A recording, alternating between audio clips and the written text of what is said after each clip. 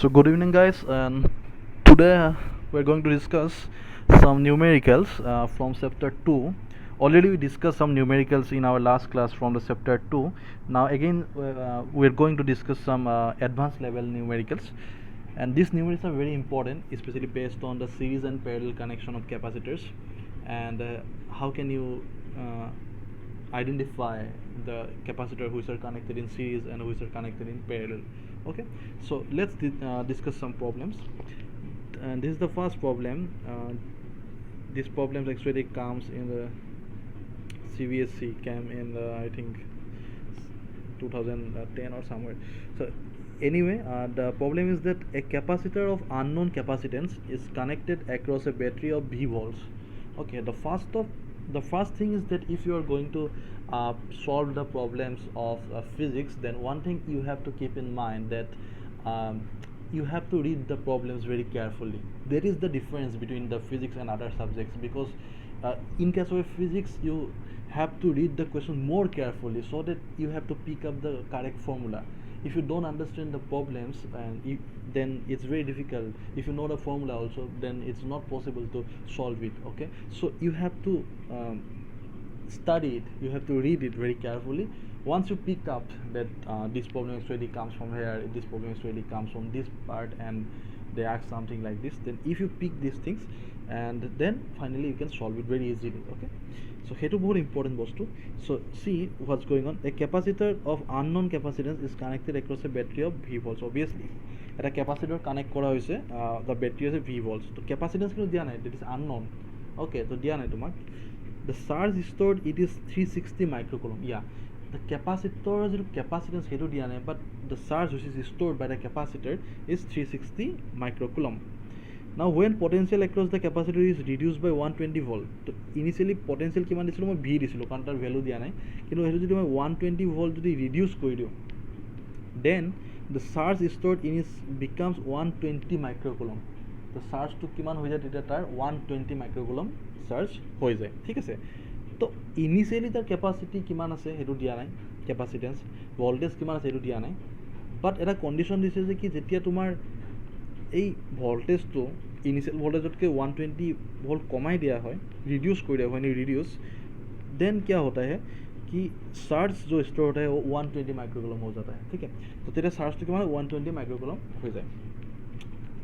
So I am trying to explain all the things in all the languages, because some people are not understand the Assamese, and that's why I am trying to explain something in Hindi also. Anyway, तो क्या हमें क्या निकलना है, तो यहाँ पर potential V और अननोन C, तो we don't know about the V and C, so हमें ये दोनों कैलकुलेट करना है.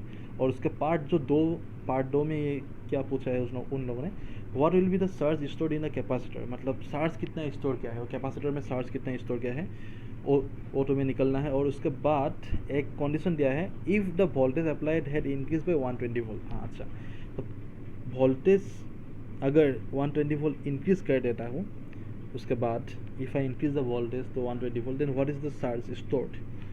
सो दो पार्ट में तुम्हें ये क्वेश्चन पूछा गया है. तो they asked in the two parts, the potential V and unknown C first.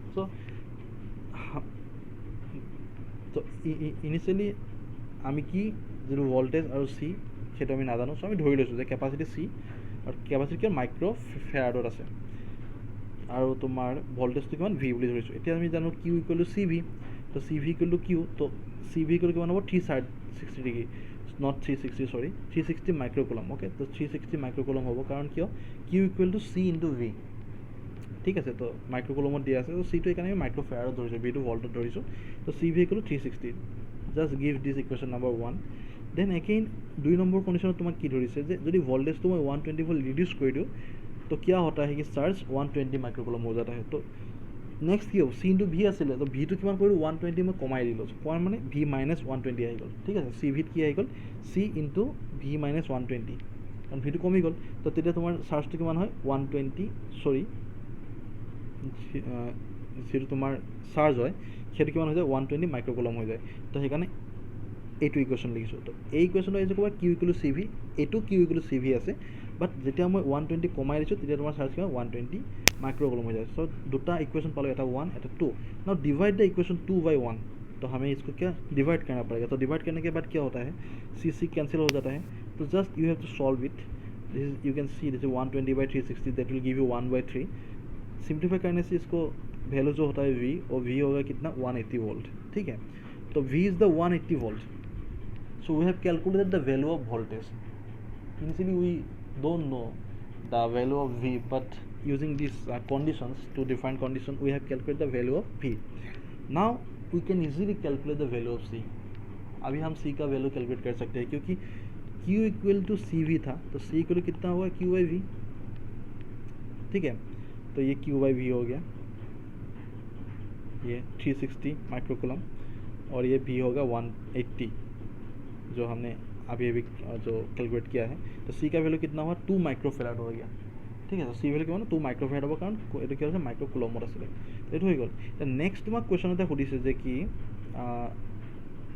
What will be the charge stored in the capacitor if the voltage applied increase by 120 volt. तो voltage को अगर increase कर देता हो 120 volt तक तो कितना charge होगा. तो now what is the new voltage. New voltage is this is V dash equal to V plus 120. V का वैल्यू कितना था 180 and V dash will be 300 volt. This is the new voltage. এই তোমার কি হয়ে যাব নতুন যেটো ভোল্টেজ হয়ে যাব. ঠিক আছে, so if this is new voltage then again what will be new charge Q dash. তো Q dash equal to C V dash হ'ব এবাৰ. তো কিমান হ'ব C V dash. So you know the value of C. That is already given, I think. Already we have calculated. This is 2 microfarad and voltage is 120. So just put the values here. This is the new voltage 300, sorry. The Q equal to this. So this is the new surge. Okay, so এইটো problem to মানে বহুত simple problem হয়, খালি তুমি কি কৰিব লাগিব এই condition কিটা তুমি বুজি ল'ব লাগিব. ঠিক আছে, now let's move to the second problem. Now you can see this is a circuit diagram. So there are 3 capacitor, তিনটা capacitor আছে ইয়াত তোমাৰ. তো এই তিনটা ক্যাপাসিটৰ কি কৈছে the find the charge appearing on each of the 3 capacitor. প্ৰত্যেকটো ক্যাপাসিটৰৰ মাজেৰে চাৰ্জ কিমান গৈছে, কিমান ষ্ট'ৰ কৰে. And we know that the capacitor can store the surge. Okay, now they ask that what amount of charge actually they stored. There are 3 capacitors, তিনটা আছে, এটা A, এটা B, এটা C. তিনটাৰ তোমাৰ capacitance দিয়া আছে, এটা 8 মাইক্ৰোফেৰাড, B টো কিমান 4 মাইক্ৰোফেৰাড আৰু C টো কিমান 4 মাইক্ৰোফেৰাড. তো কেনেকৈ মই কেলকুলেট কৰিম, প্ৰথমতে মই চাৰ্কিটটো কি ৰিডিউচ কৰিব লাগিব. তো চাব লাগিব যে কোনকেইটা তোমাৰ পেৰেলেল আৰু কোনকেইটা সিৰিজ কানেকশ্যনত আছে. তো সদায় চাব ইয়াৰ পৰা তোমাৰ কাৰেণ্টটো যাব বা চাৰ্জটো যাব পজিটিভৰ পৰা এইফালে গৈছে, গৈ এইটো কি এটা জাংচন না, এইটো জাংচন এটা. তো ইয়াৰ পৰা ইয়ালৈ ঠিকেই গৈছিলে, কিন্তু এইটো জাংচন কাৰণে এইফালে এটা কেপাচিটাৰ আছে আৰু এইফালে এটা আছে. তো ইয়াত কি হ'ব তোমাৰ চাৰ্জটো বেলেগ বেলেগ ফালে যাব. তো ইহঁত দুটাৰ কেপাচিটেন্স কি সেম 4 মাইক্ৰোফেৰাড 4 মাইক্ৰোফেৰাড. তো দুইটা যদি কেপাচিটেন্স সেম হয় তো দুইটাৰে চাৰ্জ ষ্ট'ৰেজ কেপাচিটি কি হ'ব সেম হ'ব. তো ইয়াৰ পৰা তোমাৰ কি হ'ব এইফালে আধা চাৰ্জ গুচি যাব, এইফালে কি হ'ব আধা চাৰ্জ গুচি যাব. তাৰমানে আমি ক'ব পাৰোঁ যিটো বি আৰু চি, কাৰণ বি আৰু চিৰ মাজেৰে বেলেগ বেলেগ চাৰ্জ গৈছে ন, এইফালে বেলেগ এইফালে বেলেগ. তো বি আৰু চিটো কিহত আছে পেৰেলেল কানেকশ্যনত আছে. Okay, the connection of B and C are parallel, কাৰণ এইফালে অলপ গৈছে এইফালে অলপ গৈছে. ঠিক আছে, এইটা পেৰেলেল কানেকশ্যন আছে. তো এই দুটাৰ পৰা মই কি কৰিম, এটা ইকুইভেলেণ্ট কেপাচিটেন্স কেলকুলেট কৰি ল'ম. এই দুটাৰ পৰা মই ইকুইভেলেণ্ট কেপাচিটেন্স এটা উলিয়াই ল'ম. তো how can I calculate, what is the formula for parallel connection. Parallel connection the formula is CP equal to C1 plus C2. Okay, so' this is suppose C1 and this is suppose C2 হৈছে. তো এতিয়া কেনেকৈ মই calculate কৰিম, এইটো 4 দি দিলোঁ, এইটো 4 দিলোঁ, 8 মাইক্ৰ'ফেৰাড. চ' 8 মাইক্ৰ'ফেৰাডটো তোমাৰ কি হৈছে equivalent capacitance, equivalent capacitance of B and C, B আৰু চিৰ ইকুইভেলেণ্ট কেপাচিটেন্স. তাৰমানে এই দুটাৰ পৰা এতিয়া কি হৈ গ'ল এটা হৈ গ'ল বস্তুটো. ঠিক আছে, এই দুটাৰ পৰা চাৰ্কিটটো কি হ'ল এটা হৈ গ'ল. দেখিছেনে, এই দুটাৰ যদি ইকুইভেলেণ্ট কেপাচিটেন্স মই কেলকুলেট কৰি দিলোঁ, পেৰেলেল কানেকশ্যন আছিলে, পেৰেলেল কানেকশ্যনত থকাৰ কাৰণে এই ফৰ্মুলাটো মই ইউজ কৰিছোঁ, নহ'লে চিৰিজ কানেকশ্যনৰ কাৰণে বেলেগ ফৰ্মুলা ইউজ কৰিলোঁ হয়. তো এই দুটাৰ পৰা মই এটা বনাই দিছোঁ. তো এটা বনাওঁতে এইটো এটা নাইকিয়া হৈ যাব, তো দুয়োটা মিলি এটা হৈ গ'ল. থাকিল কি এইটো থাকিলে, এইটো নতুন ডি. তো ডি তাৰমানে এইটো ইকুইভেলেণ্ট কেপাচিটেন্স কিমান হ'ল 8 মাইক্ৰ'ফেৰাড. এতিয়া তোমাৰ এ আৰু ডি আছে, দুটা কেপাচিটেন্স আছে, দুটা কেপাচিটৰ আছে. নাও এইফালৰ পৰা চাৰ্জটো গৈ কিনে এইফালে আছে, বেলেগ ৰাস্তা নাই আৰু তাৰ.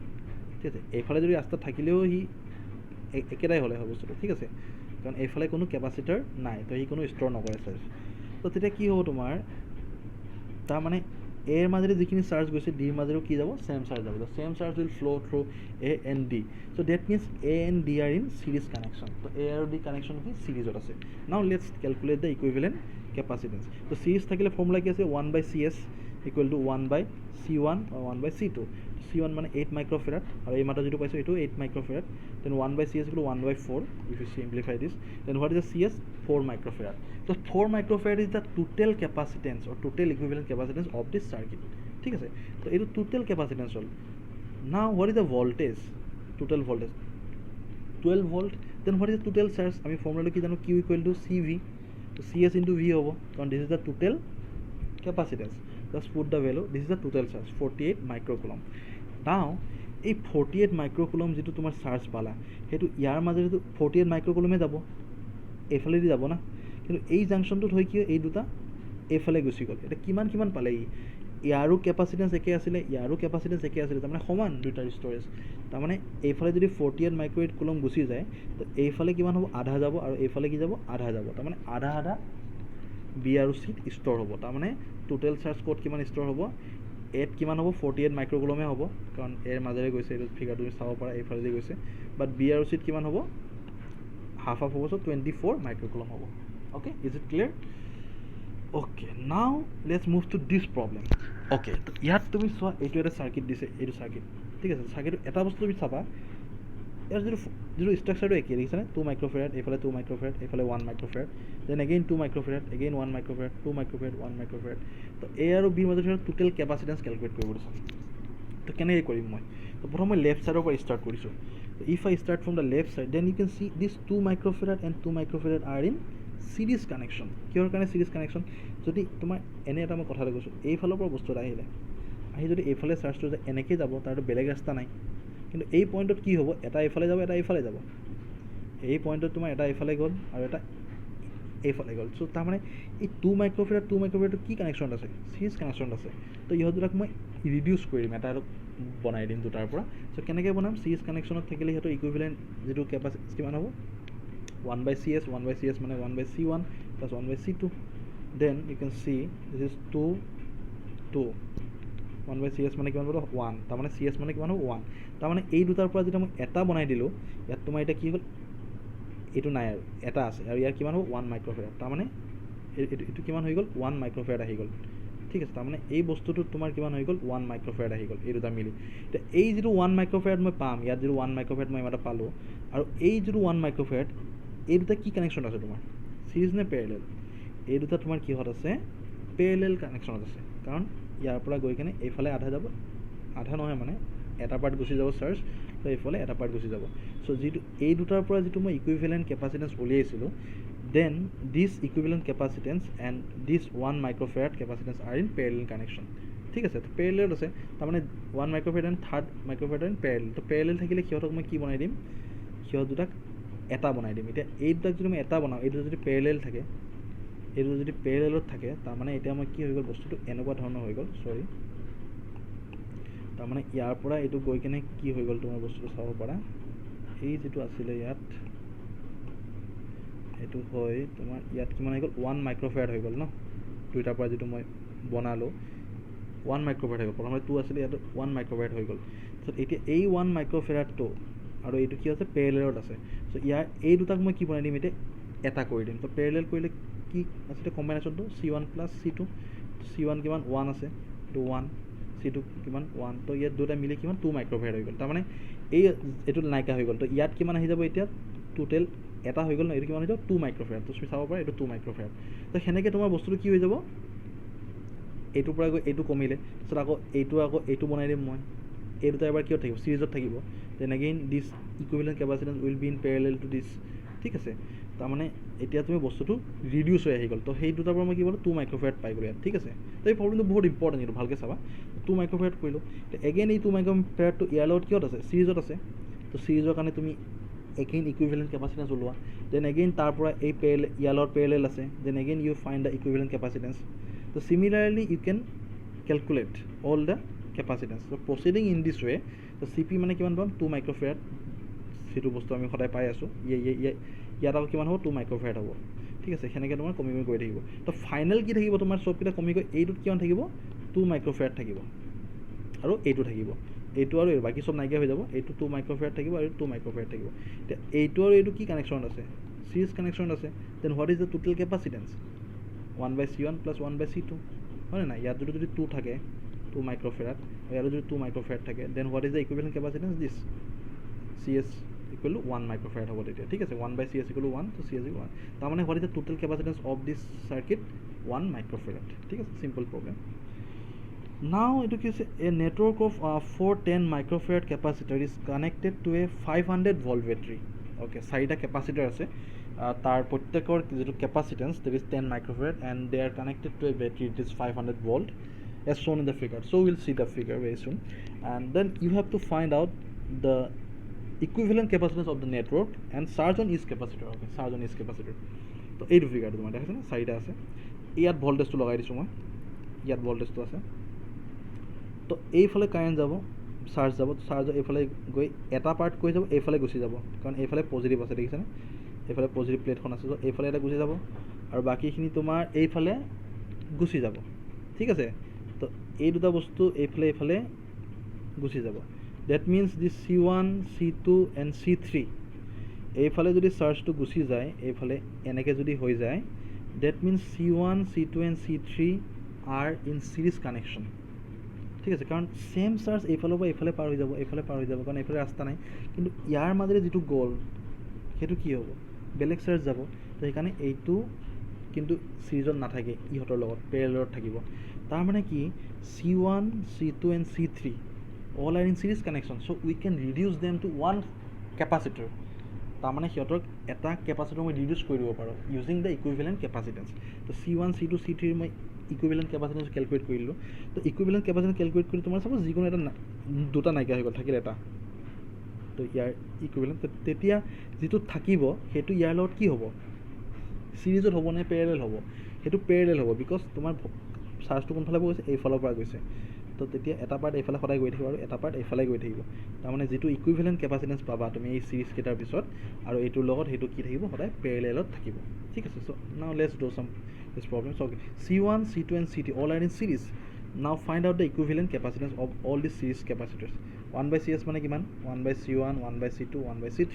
Now put the values, because C1 all are the values of capacitance is 10 microfarad, তো গতিকে পাম 3/10 পাম 1/CS, CS মানে কিমান 10/3 microfarad পাম।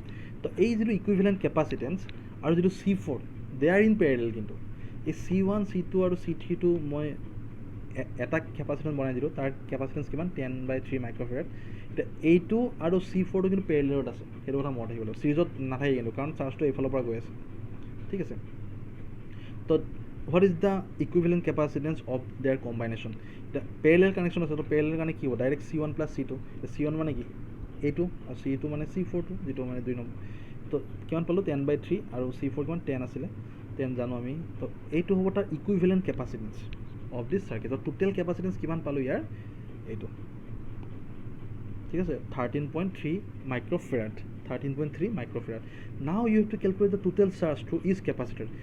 এটা কথা ইম্পৰ্টেণ্ট, C1, C2 আৰু C3 কি কানেকশ্যন আছিলে, চিৰিজ কানেকশ্যন আছিলে। If they R in series connection, তাৰমানে কি প্ৰত্যেকটোৰ মাজত ছেম চাৰ্জ পাৰ হৈ যাব, C4টোৰ মাজেৰে কিন্তু বেলেগ চাৰ্জ হ'ব, কাৰণ কিয় সি পেৰেলেল কানেকশ্যন আছিলে। এতিয়া টেকনিকটো কি আছে, তুমি টোটেল কেপাচিটেন্সটো কেলকুলেট কৰিলা, তুমি এই গোটেই চাৰ্কিটটোৰ ভল্টেজটো জানা তুমি 500 ভল্ট, প্ৰথম তুমি টোটেল চাৰ্জটো কেলকুলেট কৰা।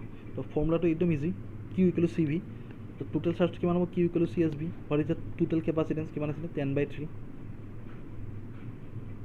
ঠিক আছে।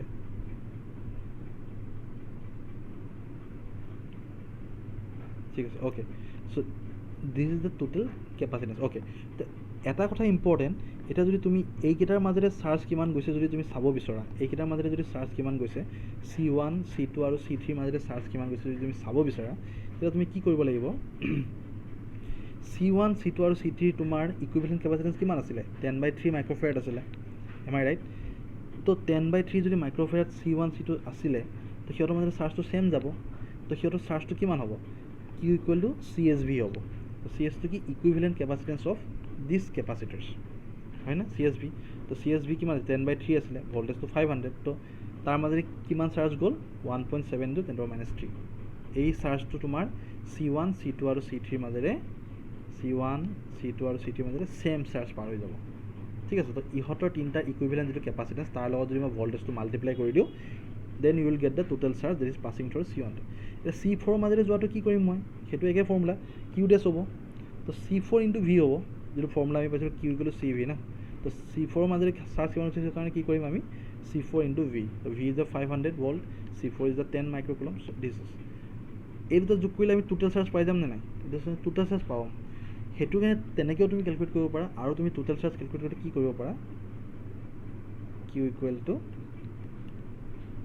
CV Q equal to CV C মানে হল টোটাল ক্যাপাসিটেন্স যেটো টোটাল ক্যাপাসিটেন্স এই মাত্র পাইছো 13.3 আৰু ভোল্টেজটো যদি মাল্টিপ্লাই কৰি দিয়া তেতিয়াও তুমি কি পাবা টোটাল চাৰ্জ পাই যাবা কিন্তু এটো মই সেপাৰেটলি উলিয়াইছো কাৰণ C1 C2 and C3 are in series connection and C4 in parallel connection so I have calculated separately okay so problem to बहुत important खाली এটা বস্তু মনত ৰাখিব লাগিব যেতিয়া তোমাৰ সেম চাৰ্জ পাৰ হৈ যায় ক্যাপাসিটৰ মাজেৰে they are called series connection and if there is a junction and same charge is not passing through two capacitors or they are divided then that is called a parallel connection the parallel connection thakile heto moi equivalent capacitance ole convert koribo lagibo and then series thakile heto convert kori lobo lagibo